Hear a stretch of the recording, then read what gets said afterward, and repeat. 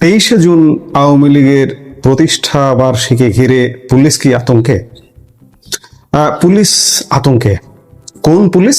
জাতীয়তাবাদী পুলিশ, যারা দীর্ঘদিন চাকুরি থেকে দূরে ছিলেন কিংবা চাকুরিতে ওএসডি টাইপের হয়েছিলেন, তারা এই গত 2 বছরে প্রমোশন পেয়ে তর বেগে এসপি থেকে ডিআইজি, এডিশনাল আইজিপি পর্যন্ত হয়ে গেছেন। এবং জাতীয়তাবাদী পুলিশ কারা, তাদেরকেও আপনি চেনেন। এই যে যেমন কয়েকদিন আগে ঢাকা রেঞ্জের ডিআইজি প্রধানমন্ত্রী তারেক রহমানের সামনে কেমন জাতীয়তাবাদী বক্তব্য দিয়েছিলেন, আপনারা সেই বক্তব্য শুনেছেন। এই পুলিশগুলো আসলে আতঙ্কে। কিন্তু ওভারঅল সার্বিক পুলিশের কথা যদি বলি, পুলিশের মধ্যে আছে চাপা ক্ষোভ, পুলিশের মধ্যে আছে চাপা হতাশা, এবং পুলিশ আসলে সত্যিকার অর্থে আজকে প্রায় 2 বছর হতে চলল, পুলিশ ওভারঅল সার্বিক পুলিশ এখনো পর্যন্ত কাজে ফিরতে পারেনি হতাশা এবং ক্ষোভের জায়গা থেকে। কেন হতাশা, কেন ক্ষোভ আপনারা জানেন, আমরাও এটি বারবার বলেছি, আবার নতুন করে না বলি। এই ক্ষোভ হতাশার কারণে বর্তমান সরকার শুধুমাত্র ওই কয়েকজন জাতীয়তাবাদী পুলিশ অফিসার দিয়ে পুরো কনস্টেবল থেকে শুরু করে পুলিশের নন ক্যাডার অফিসার থেকে শুরু করে তাদের উপর শুধু নির্ভর করতে পারছে না, যার কারণে ইতিমধ্যে 4র্থ মাস পেরিয়ে 5ম মাস পড়ে গেছে, তবুও মাঠে সেনাবাহিনী আছে এবং সেনাবাহিনী কবে উঠবে কেউ বলতে পারে না। 23শে জুন ঘিরে আওয়ামী লীগের কি হচ্ছে? আওয়ামী লীগের ইতিমধ্যে 23শে জুন না, আগে থেকেই শুরু হয়ে গেছে। যে মুহূর্ত থেকে শেখ হাসিনা দেশে আসবার দৃঢ় বার্তা ব্যক্ত করছেন, আশাবাদ ব্যক্ত করছেন, সেই মুহূর্ত থেকেই আওয়ামী লীগের কিন্তু বেশ চারিদিকে বাংলাদেশের প্রত্যেকটি প্রান্তে সরগরম অবস্থা। আর এরই মধ্যে আসছে আওয়ামী লীগের 77তম প্রতিষ্ঠা বার্ষিকী আগামী মঙ্গলবার 23শে জুন। বাংলাদেশের রাজনীতিতে কি এক মহা টানটান উত্তেজনা দিন আসতে চলেছে? নিষিদ্ধ ঘোষণার পর এই প্রথম নিজেদের 77তম প্রতিষ্ঠা বার্ষিকীতে মরণ কামড় দিতে চাইছে আওয়ামী লীগ। গোয়েন্দা রিপোর্টে কেন বলা হচ্ছে শেখ হাসিনার দল এবার বড় ধরনের প্রত্যাঘাত করতে পারে, আর এই ভয়ে কেন তটস্থ পুরো বাংলাদেশ পুলিশ? ঢাকা থেকে দিল্লি সব মহলের নজর এখন আওয়ামী লীগের মঙ্গলবারের দিকে।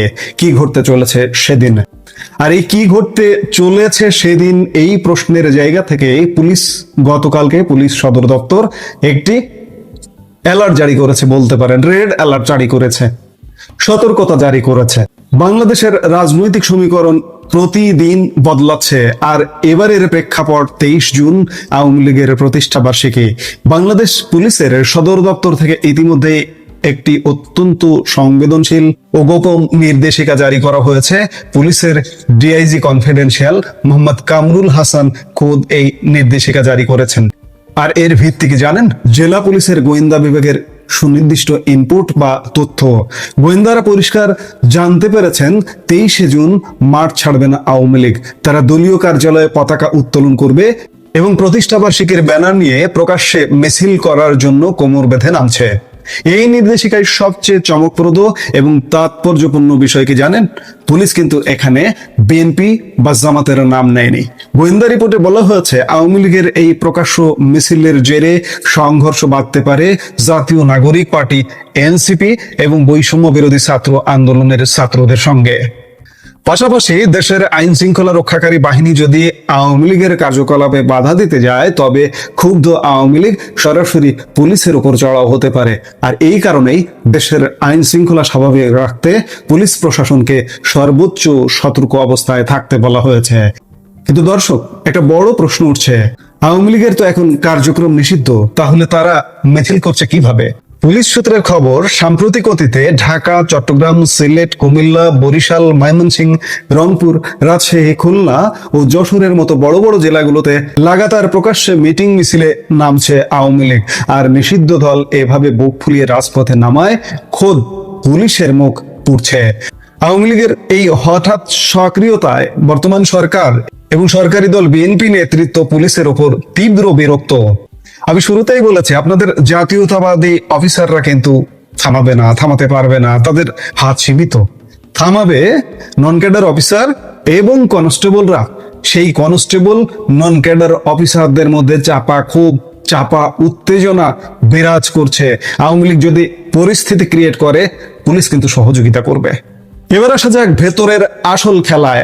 আওয়ামী লীগের নেতৃত্ব মনে করছে পুলিশি নির্দেশিকায় বিএনপি জামাতের নাম না থাকাটা আসলে সরকার ও বিএনপির একটি গভীর রাজনৈতিক কৌশল। তারা আন্তর্জাতিক মহলকে দেখাতে চাইছে যে আওয়ামী লীগকে মোকাবেলার জন্য বিএনপি জামাতের মতো বড় দলের প্রয়োজন নেই। জাতীয় নাগরিক পার্টি বা এনসিপির মতো ছোট দলই যথেষ্ট। শাসক দল বিএনপি নিজেদের একটা অহিংস এবং গণতান্ত্রিক প্রতিচ্ছবি ধরে রাখতে চাইছে, যেন দুনিয়া ভাবে তারা কোনো অগণতান্ত্রিক বা মানবতা বিরোধী অপরাধের সাথে যুক্ত নয়। কিন্তু বাস্তব চিত্রটা সম্পূর্ণ আলাদা। মাঠ পর্যায় থেকে পাওয়া খবর বলছে প্রায় প্রতিদিনই আওয়ামী লীগের নেতা কর্মীদের ওপর বিএনপি ও জামাত ইসলামী নানাভাবে হামলা ও সন্ত্রাস চালাচ্ছে। শুধু তাই নয়, আওয়ামী লীগ যেভাবে আবার রাজনীতির ময়দানে ঘুরে দাঁড়ানোর চেষ্টা করছে তা নিয়ে এই দুই দলের শীর্ষ নেতৃত্ব গভীর আশঙ্কার মধ্যে দিন কাটাচ্ছেন। রাজনীতির পারদ আরো চড়েছে একটা বিশেষ কারণে। শেখ হাসিনা সম্প্রতি ঘোষণা করেছেন তিনি দেশে ফিরবেন, আর এই ঘোষণার পর থেকেই পুরো বাংলাদেশ জুড়ে আওয়ামী লীগের রাজনৈতিক কার্যক্রম, মিটিং ও মিছিলের গতি যেন শতগুণ বেড়ে গেছে। পাল্লা দিয়ে দেশের সংসদে এবং সংসদের বাইরে শেখ হাসিনার এই প্রত্যাবর্তন ঠেকাতে বিএনপি ও জামাত নেতারা এক সুর মিলিয়ে তীব্র বয়ানবাজি শুরু করেছেন। সেই সঙ্গে দেশ জুড়ে চলছে আওয়ামী লীগ নেতাকর্মীদের ব্যাপক ধরপাকড়। তবে এর মধ্যেই আওয়ামী লীগের জন্য একটা বড় স্বস্তির খবর এসছে আন্তর্জাতিক মহল থেকে। অতীতের তুলনায় এখন বিশ্বের অনেক বড় বড় আন্তর্জাতিক প্রতিষ্ঠান বাংলাদেশের অভ্যন্তরীণ মানবাধিকার ও রাজনৈতিক পরিস্থিতি নিয়ে সুর চড়াতে শুরু করেছে। একাধিক আন্তর্জাতিক মানবাধিকার সংস্থা ইতিমধ্যে আওয়ামী লীগের ওপর থেকে নিষেধাজ্ঞা প্রত্যাহারের দাবি তুলেছে। আগামী 23শে জুন আওয়ামী লীগের 77তম প্রতিষ্ঠা বার্ষিকী, আর এই দিনটিকে ঘিরে দলটির নেতাকর্মীরা বাংলাদেশ জুড়ে একগুচ্ছ বড় কর্মসূচি ঘোষণা দিয়েছে। তাদের প্রধান দাবি কিন্তু এখন দুটি। প্রথমত, আওয়ামী লীগ ও তার সহযোগী সংগঠনের সমস্ত রাজবন্দী নেতাকর্মীকে অবিলম্বে মুক্তি দিতে হবে। দ্বিতীয়ত, শেখ হাসিনা সহ দলের শীর্ষ নেতাদের বিরুদ্ধে হওয়া সমস্ত মিথ্যা মামলা এবং আদালতের রায় প্রত্যাহার করতে হবে। দর্শক, শেখ হাসিনার এই প্রত্যাবর্তনের ডাক এবং 23শে জুনের এই মহা কর্মসূচি কি বাংলাদেশের বর্তমান বিএনপি সরকারের কাঠামোকে কাঁপিয়ে দেবে? আওয়ামী লীগ কি পারবে আবার রাজপথে নিজেদের আধিপত্য প্রমাণ করতে, নাকি পুলিশ ও মব বাহিনীর প্রতিরোধে পরিস্থিতি আরো রক্তক্ষয়ী রূপ নেবে? কি চমৎকার! দেখুন, এই যে সতর্কতা জারি করা হয়েছে, সেখানে এনসিপি বৈষম্য বিরোধী ছাত্র আন্দোলনের কথা বলা হয়েছে। এই এনসিপি কতজন? বৈষম্য বিরোধী ছাত্র আন্দোলন আসলে কতজন? 24 জুলাই আগস্টে আবেগে ইমোশনে পড়ে সাধারণ মানুষ, সাধারণ শিক্ষার্থীরা হয়তো নেমেছিল, কিন্তু এখন ডাকলে পাওয়া যায় না। এবং সর্বশেষ একটা ভোট হয়েছে, সেই ভোটও প্রমাণিত হয়েছে যে এনসিপি বলুন আর বৈষম্য বিরোধী ছাত্র আন্দোলন বলুন, এদের পরিণতি ফ্রিডম পার্টির পরিণতি হচ্ছে। এবং এনসিপি তো আসলে গত সংসদে একটি আসনেও বিজয়ী হয়নি, তাদের বিজয়ী করা হয়েছে। তাদের প্রধান যে নাহিদ ইসলাম, তাকে বিজয়ী করা হয়েছে। এমনকি শুধু নাহিদ ইসলাম না, আমি বারবার একটা কথা বলি, আপনাদের মনে থাকবার কথা, জামাতের বাংলাদেশ ব্যাপী সংসদে আসন পেতে পারে একটি বা ম্যাক্সিমাম 3টি। দিনাজপুর, সাতক্ষীরা, চাঁপাইনবাবগঞ্জ আর টেনেটুনে চট্টগ্রামে একটি পেতে পারে। সেই জামাতের আমির শফিকুর রহমানকেও কিন্তু আর্টিফিশিয়ালি টেম্পার করে ভোটে জেতানো হয়েছে। এবং শফিকুর রহমানের যিনি প্রতিদ্বন্দ্বী প্রার্থী ছিলেন, তাকে সান্ত্বনা দেওয়ার জন্য তাকে একটা পদও দেওয়া হয়েছে। ঢাকা উত্তর সিটি কর্পোরেশনের প্রশাসক হিসেবে তাকে নিয়োগ দেওয়া হয়েছে, তাকে সান্ত্বনা দেওয়ার জন্য। অর্থাৎ এনসিপি নাই, জামাত সীমিত শক্তি। এই যে আওয়ামী লীগের উপর যে অত্যাচার নির্যাতনগুলো হচ্ছে, এর মূল অত্যাচারকারী, নির্যাতনকারী বিএনপি, সঙ্গে আছে জামাত। এনসিপি সংখ্যালঘুতার কারণে সেই অত্যাচার নির্যাতন করবার মতো সক্ষমতা তাদের নেই। যদি থাকতো তাহলে তারাও মাঠে নামতো। যাই হোক, পুলিশ আসলে তটস্থ, যার কারণে সতর্কতা জারি করা হয়েছে। এবং সত্যিকার অর্থে আমি শুরুতেও বলেছি, আবারও বলছি, আওয়ামী লীগ যদি পরিস্থিতি ক্রিয়েট করতে পারে, পুলিশ আওয়ামী লীগকে সহযোগিতা করবে। এখন দেখার বিষয় যে আওয়ামী লীগ দিনকে দিন আরো কি পরিস্থিতি ক্রিয়েট করে। প্রফেসর ইউনূসের আমলে এই দৃশ্য বারবার দেখেছি আমরা। প্রফেসর ইউনূসের আমলে সেভেন সিস্টার্স ভেঙে দিব, চিকেন নেক দখল করে নেব, ভারতীয় বিচ্ছিন্নতাবাদীদের আমরা আশ্রয় দিব যেন ভারতকে ধ্বংস করে দেয়, ভারতের সঙ্গে গোলামির দিন শেষ, এখন আজাদির দিন, ভারতকে ছেড়ে কথা বলবো না, ভারতে বিশ্বকাপ খেলতে যাব না, এই ব্যাপারগুলো আমরা দেখেছি। এবং দূতাবাসের ইট খসিয়ে নেব, দূতাবাসে পাথর ছুঁড়ে মারব। ওই ইউরেনিয়াম বিজ্ঞানী ঢাকা বিশ্ববিদ্যালয়ে, তিনি তো দূতাবাসের ইট খুলতে গিয়েছিলেন, তাকে বাড্ডাতে ঠেকিয়ে দেওয়ার মতো সামর্থ্য পুলিশের হয়েছিল, তা না হলে তো তিনি ইউরেনিয়াম দিয়ে দূতাবাসই উড়িয়ে দিতেন। এবার ইউনূস সরকারের আমলে যে ব্যাপারগুলো দেখেছি, সেই ব্যাপারের একটা অবসান হবে বলে আমরা মনে করেছিলাম, যে ভারত বিদ্বেষী রাজনীতিকে যে নগ্ন চেহারা দিয়েছিল প্রফেসর ইউনূস সরকার, এবং কথায় কথায় ভারতের সঙ্গে গোলামির চুক্তি করেছে শেখ হাসিনা, এরকম কথা বলেছে। 21 লাখ অবৈধ ভারতীয় তত্ত্ব ডক্টর আসিফ নজরুলের মেটিকুলাস কথাবার্তায় আমরা যেগুলো পেয়েছি, কোনো কিছুরই আমরা প্রমাণ পাইনি। একদিকে যেমন প্রমাণ পাইনি, তারা প্রমাণ দিতে পারেনি, অন্যদিকে তারা নিজেরাই আমেরিকার সঙ্গে গোলামির চুক্তি করেছে, পাকিস্তানের সঙ্গে গোলামির চুক্তির একটা দ্বার প্রান্তে গিয়েছে। এবার আবার শুরু হয়েছে ভারতীয় দূতাবাস অভিমুখে আন্দোলন সংগ্রাম। এবার একটা আজাদ পার্টি নামে একটা দল সামনে এসেছে। এরা আসলে কারা? ডক্টর ইউনূসের এক্সটেনশন, এনসিপির এক্সটেনশন, জামাতের এক্সটেনশন, নাকি নতুন কেউ হওয়ার কথা নয়? কারণ গত 1.5-2 বছরে আমরা যতগুলো প্ল্যাটফর্ম দেখেছি, সেই প্ল্যাটফর্মের শেকড় একটাই। এখন আপনি বুঝে নেন শেকড়টা কোথায়।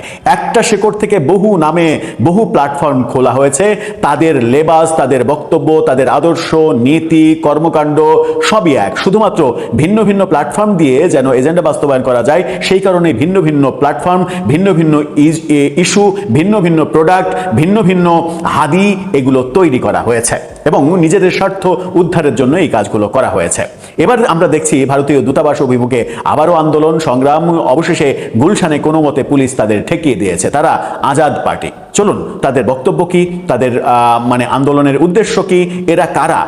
দর্শক, বলছিলাম আজকে রাতে ভারতীয় দূতাবাস অভিমুখে এক ধরনের লং মার্চ করেছে একটা দল, কয়েকজন মানুষ, এবং সেটা গুলশানে ঠেকিয়ে দেওয়া হয়েছে।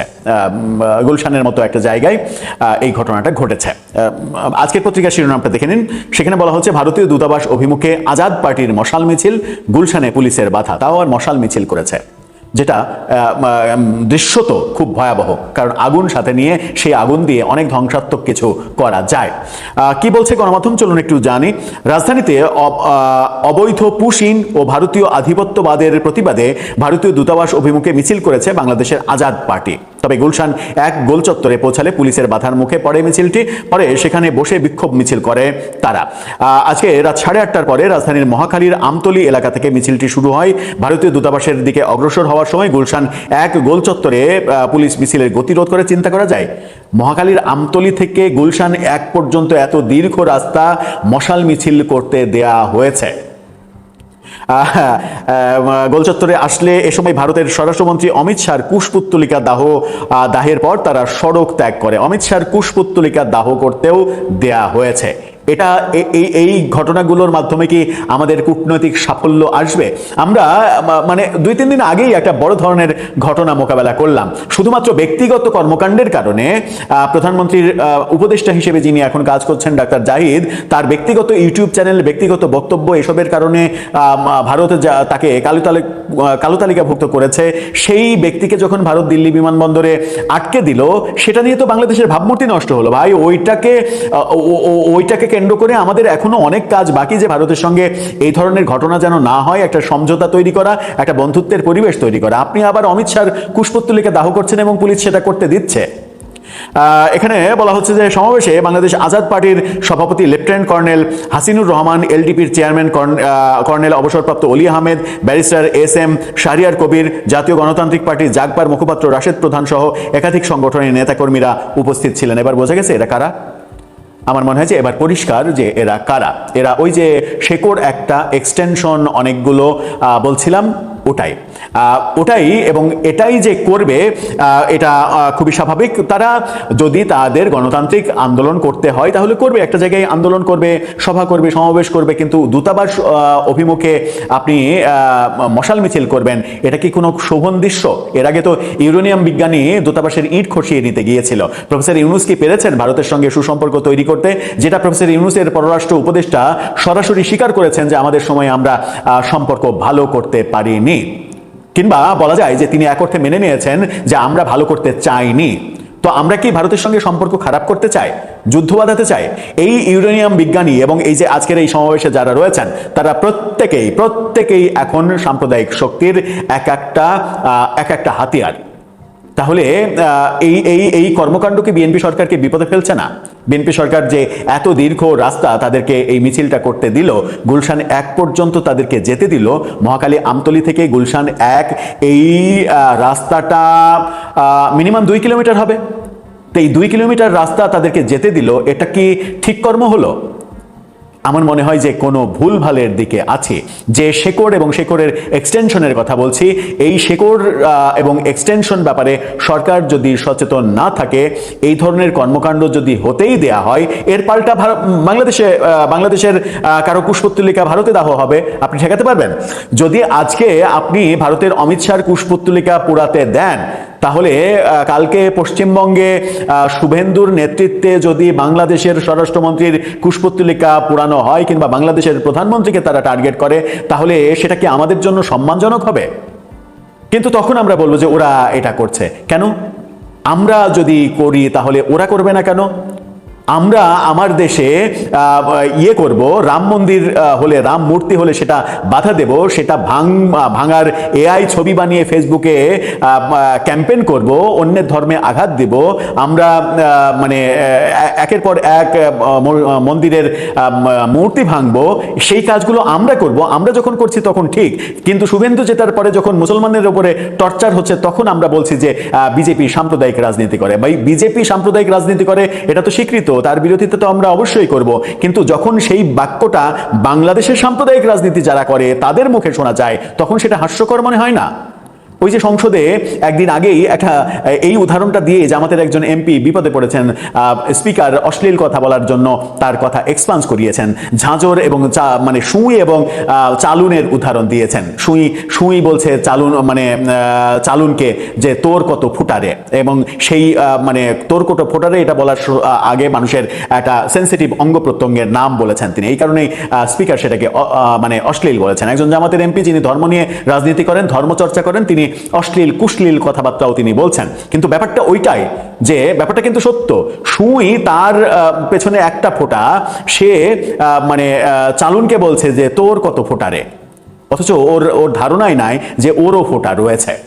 ব্যাপারটা এটা, মানে সুই আর চালুনের উদাহরণ দিলে ব্যাপারটা একটু অসামঞ্জস্য মনে হবে। এখানে ঝাঁঝর আর চালুনের উদাহরণ আসলে সামঞ্জস্যপূর্ণ, এবং সেটাই স্বীকৃত বাংলা সাহিত্যের প্রবাদের দিক থেকে। ঝাঁঝর মানে চালুন ঝাঁঝরকে বলছে, ঝাঁঝর চালুনকে বলছে তোর কত ফুটারে। ব্যাপারটা ওইটাই, যে এক সাম্প্রদায়িক শক্তি আর এক সাম্প্রদায়িক শক্তির কর্মকাণ্ডকে বলছে ওরা সাম্প্রদায়িক, ওরা মানে ওরা টর্চার করে মুসলমানদের উপরে। যখন বাংলাদেশে আপনি রাম মূর্তি স্থগিত করে দেন, বন্ধ করে দেন, আন্দোলন করেন, সংগ্রাম করেন, ভেঙে ফেলার হুমকি দেন, তখন সেটা সাম্প্রদায়িক রাজনীতি হয় না। সুতরাং এর থেকে বাঁচার একমাত্র উপায় সহনশীল কর্মকাণ্ড, সহনশীল আচরণ এবং সহনশীল রাজনীতি। এবং দুই দেশের সম্পর্ক বিএনপি সরকারকে মনে রাখতে হবে যে ভারতের সঙ্গে বিএনপি যেন কোনোভাবেই ভালো সম্পর্ক তৈরি করতে না পারে, তার জন্য এই শক্তিটা, ওই যে শেকড়কে কেন্দ্র করে বহু প্ল্যাটফর্ম, ওই শক্তিটা আজীবন চেষ্টা করে যাবে, প্রতিনিয়ত চেষ্টা করে যাবে। কারণ ভারতের সঙ্গে ভালো সম্পর্ক হলেই তারা পাকিস্তানের সঙ্গে ভালো সম্পর্ক করার যে স্বপ্ন, সেই স্বপ্ন তাদের ধূলিসাৎ হয়ে যাবে।